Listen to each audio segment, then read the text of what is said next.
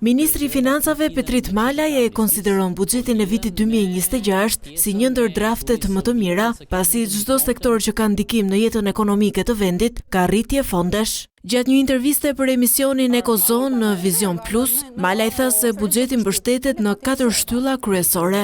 Shtylla të cilat lidhen me mirëqenien dhe mbrojtjen sociale, shtylla e dytë ka të bëjë me rritjen e qëndrueshme ekonomike të vendit, shtylla e tretë ka të bëjë me konsolidimin fiskal dhe shtylla e katërt padyshim ka të bëjë me përshpejtimin e integrimit të Shqipërisë në Bashkimin Evropian. Ajo që është për të vlerësuar është që ky është një nga buxhetet më të mira, sepse ndërkohë që ne kemi një rritje të shpenzimeve buxhetore, nga ana tjetër kjo rritje nuk vjen si rezultat i rritjes së taksave. Por projektligji më i rëndësishëm parashikon që të ketë rritje pagash dhe pensionesh në vitin e ardhshëm, ndërsa politika e bonuseve për pensionistët po mbaron.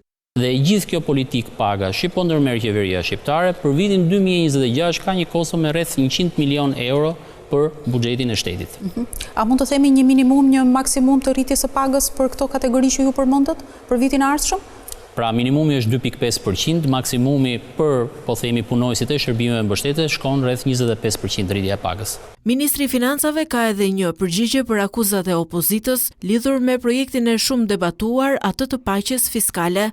Në frymën edhe të transparencës, ky projekt ligj është konsultuar edhe me organizma ndërkombëtar, siç është Fondi Monetar Ndërkombëtar, Bashkimi Evropian, zoti. Ndërkohë që dhe Bashkimin Evropian jemi konsultuar me ligj për projekt ligjin në fjalë. Intervistën e plotë të Ministrit të Financave Petrit Malaj dhënë për gazetaren Raimonda Lajthia mund ta ndiqni sonte në mbrëmje në emisionin Ekozon.